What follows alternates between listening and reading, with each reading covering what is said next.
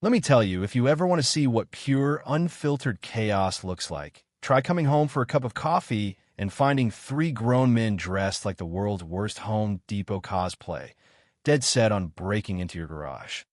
No, seriously, imagine expecting a peaceful slice of pine, wind, and silence. And instead, you pull up to your off-grid driveway and get greeted by what looks like a lost improv group trying to reenact Ocean's 11 in neon vests. I hadn't even finished my espresso, and suddenly, I'm starring in a reality show called How Many Idiots Does It Take to Break a Padlock?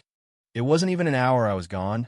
30, maybe 35 minutes. Enough time to grab a fitting and remind myself what real coffee tasted like.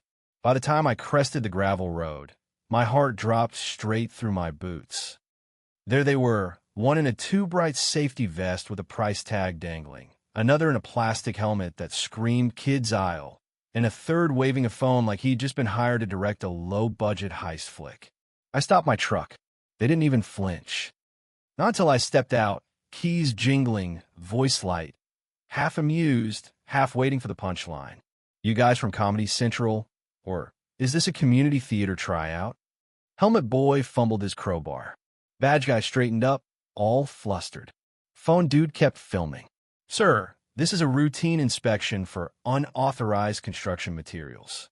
The garage may fall under HOA's extended jurisdiction. And I'll admit that phrase, extended jurisdiction, almost made me laugh. Not quite. Instead, I pull my phone out and hit record, cataloging every detail. Broken padlock, angle of entry, their little Walmart toolkit. What they didn't know.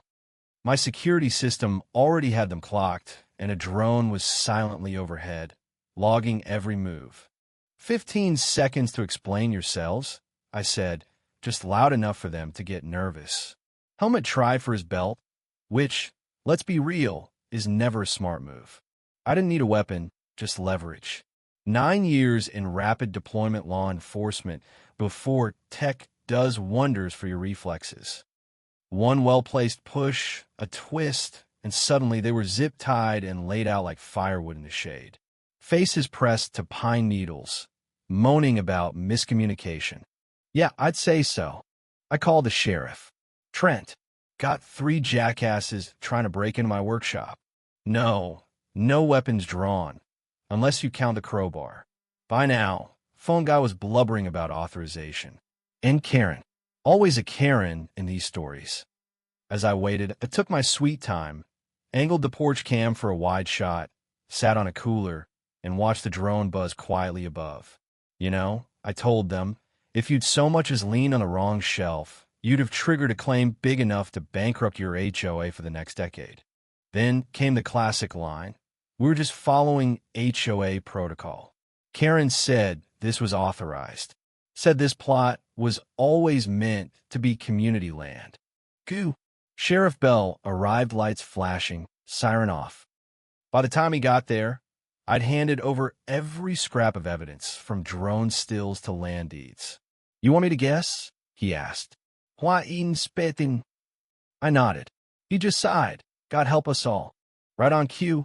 She arrived, Karen Litton. The high heels, the perfume, the folder of fake authority. She didn't just walk up, she descended. Voice sharp, folder waving. Sheriff, you need to stop this arrest immediately. She tried to hand-wave away the break-in with some half-baked zoning map printed on an inkjet. This parcel should have been integrated into our HOA. I laughed. You can't govern land just because a map says you wish it was yours. That's not zoning. That's colonialism. She started on about hazardous materials in my garage, how the community was at risk, how I'd always been a disruptive presence. The sheriff just shook his head. Funny, none of those complaints ever reached my office. I handed him the real paperwork, county deeds, zoning board emails, land survey. He nodded. Everything checks out. Karen's face went pale, panic flickering for just a second before she hissed. This isn't over. I'll file a complaint. I tapped my phone. Good. So will I. Against you. For orchestrating a break-in and impersonating regulatory authority. Her guys in the cruiser looked like burst parade balloons. "Hope you like legal processes," she spat. "Karen," I said, "legal process is my cardio." She stormed off, tires spitting gravel. But I knew that look. This was only the beginning. Turns out, Karen doesn't escalate quietly. Next thing I know, I'm walking into a courtroom expecting boredom, but instead finding a packed house. HOA members, journalists, concerned citizens with iPhones raised. I sat beside my lawyer, Melinda. Her poker face could outlast a glacier, files tabbed and ready. Karen breezed in late, flanked by a guy whose suit cost more than my first car. The judge, sharp-eyed, not having any of it, called us to order. Karen's lawyer launched into a monologue about public safety and potential hazards, trying to paint me as a threat to the whole community. Melinda just waited, then calmly laid out our evidence: zoning records, tax receipts, a certified county statement. The judge nodded. Karen's lawyer pivoted. "Even if the property isn't under the map, the 2019 proposal intended integration. Our client believed she was in the right." Melinda didn't blink. "Intent isn't jurisdiction." It was my turn. I queued up the drone footage, the break-in, the fake inspection, the laughter and crowbar, the panic scramble when I pulled up. My hardware wasn't just expensive, it was certified, insured, vital to critical infrastructure. I laid out every permit and license.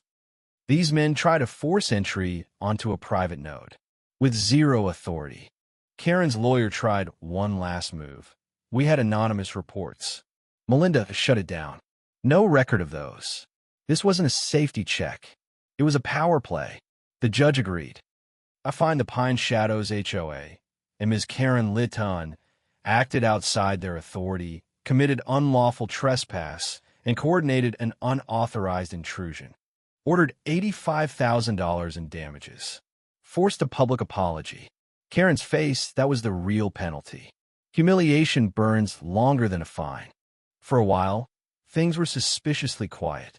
Then it all started again, only smarter, subtler. A strange SUV watching my solar panels. An anonymous complaint to the state about my industrial emissions. A flood of flyers dropped around the neighborhood. Insinuations of explosives, tactical gear, danger. Grainy photos. No name. Just a burner email. Then a drone, clumsy, loud, not mine, hovered over my fence line. I set my own drone up. There's bolted, but not before pinging a network in Pine Shadows. I started logging everything: drones, cars, flyers, social posts. Then a local Facebook group exploded with a doctored video. Me, confronting the fake inspectors, audio stripped, one menacing phrase on loop. "If you come back, there will be consequences." Suddenly, I was the threat. The guy with the bunker. The military vet with stuff to hide. The mob piled on. And the metadata? All traced back to Karen's son, Tyler, Mr. Digital Marketing at college, roped in to spin mommy's little narrative. I dug deeper.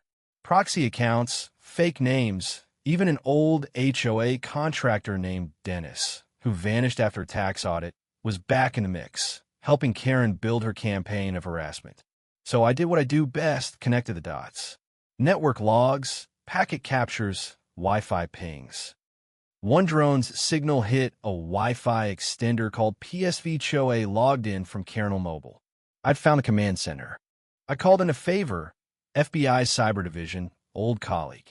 He found the smoking gun, Tyler's upload, routed through a federal server. Huge violation, instant red flag. Suddenly, this wasn't just local politics. Now it was federal wire fraud and unlawful surveillance. Subpoenas flew. FBI vans at Karen's house before sunrise. Panic erupted in the HOA. Someone leaked the emergency board meeting to me. An audio recording where Karen got grilled by her own team. "You never said your son was involved. Now we're under federal scrutiny. My name's on those expenses." Silence. I moved for a vote of no confidence. Within days, half the board resigned. Residents started a petition for Karen's suspension, full financial disclosure, an independent audit. Karen fought back. Emails, threats, accusations of foreign interference, seriously. It just made things worse. Local news picked it up. Land rights activists came out of the woodwork. My story became a rallying cry. By the time I testified under oath, the DA was ready. Tyler flipped, handed over devices. The HOA fractured, rats fleeing a sinking Lexus. The final trial wasn't civil. This was federal. Karen looked smaller, suit replaced with bland beige, flanked by 2 lawyers.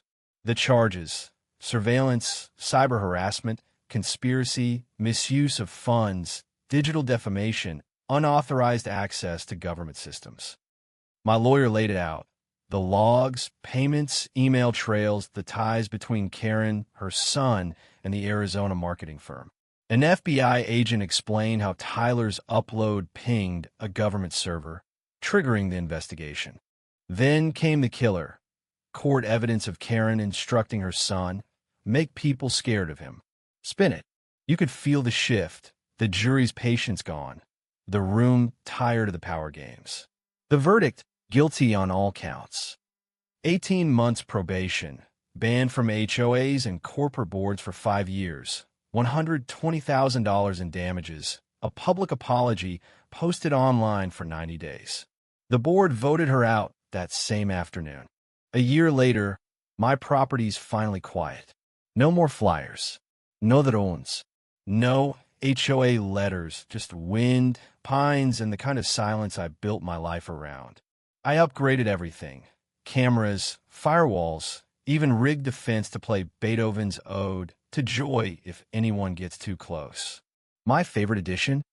A sign. Curious what's in my garage? File an official request. Or ask Karen's lawyer. The best part? Pine Shadows didn't just survive, it grew up. Transparency, new bylaws, no more presidents with unchecked power. They even asked me to speak, share my story. That's how my podcast started. Off the Grid, Tales of Property Wars and HOA Madness. Emails started rolling in, people everywhere fighting their own little Karens. The podcast took off. Legal kits sold out. For the first time, I wasn't just a guy fighting for his land. I was a voice for everyone tired of being trampled by petty tyrants in pastel blazers. If this whole circus taught me anything, it's that staying quiet isn't safety. It just makes you a bigger target. So I talk now. I push back. And every so often, someone tells me, I didn't know I could fight. That's the real win. Karen? Last I heard, she moved to Arizona. No more HOAs, no more boardrooms. Her son dropped out and started a landscaping business. Ironic, right? He even messaged me, apologized, said he just wanted to make her proud. I didn't reply. Sometimes closure isn't a door you open, it's the lock you change. So here's my question for you. Where do you draw the line between justice and revenge? When does protecting your rights turn you into the villain in someone else's story? Comment below. Share your story. Or just tell me, who was your Karen, and how did you fight back?